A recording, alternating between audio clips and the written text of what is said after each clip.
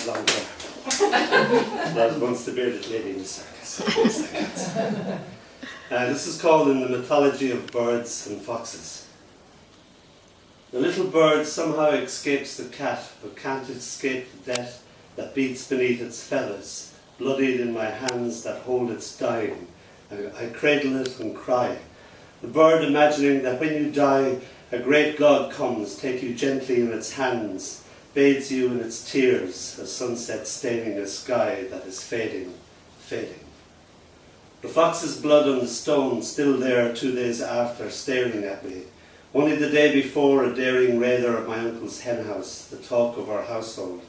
But my uncle was patient, stalked the lonely hours until the fox came to meet her death, thinking only of her cubs and how big and bright the moon loomed tonight, and how the fearful thunder of his gun had ended everything, and how now, shot through the head, her carcass thrown behind a hedge, she finds herself still staring back into the mind of the little boy, even more aware of her presence, now that nothing exists, and how forever after the boy carries her death, cradling it in his mind, trying to comfort her with his human tears.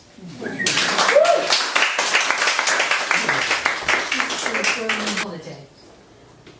It's about 2 different places that we went to just before Easter in Rome.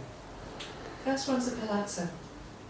Time drifting from painted walls hovers in the air, caught by sunlight slanting through tall slatted windows.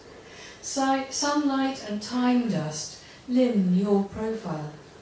Moats made from princes and servants, and their frescoed likenesses fall lightly in the shadowed hall. We leave our own time dust dancing with the past.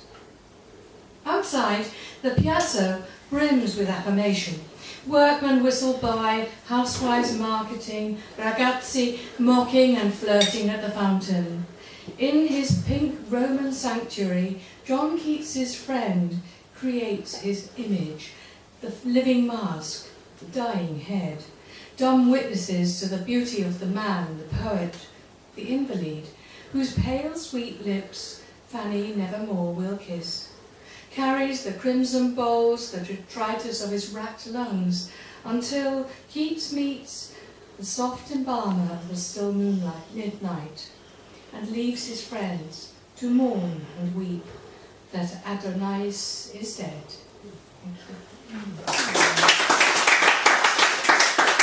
A little bit of explanation for this. It's quite personal because it's about the area where I live, which is being demolished, and it's a wonderful mixture of boats and industrial buildings, which I quite liked as well. And it's based really on something my landlady said, and the area is called 9 Elms. 9 elms for 9 elms. 1 elm for the pleasure gardens, morphed into a Roman sauna. 1 elm for the windmill, the marshes and King Heron.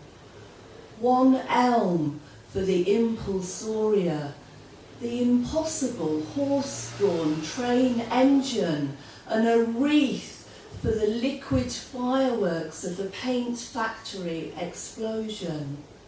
1 elm for the 9 elms that grew along the long hedge in 1645. 1 elm for the Tideway Wharf, the music of moorings, the narrowboats, the barges, the catamaran. 1 elm for the moorhens, the angry swan and the cormorant.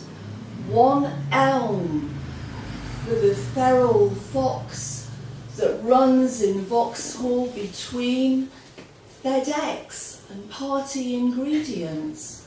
1 elm for Battersea Power Station and its heart of blackened, burnt-out dereliction. 1 elm for the dawn chorus, felled and silenced overnight. Our robin, our blackbird, our sparrow, our homes.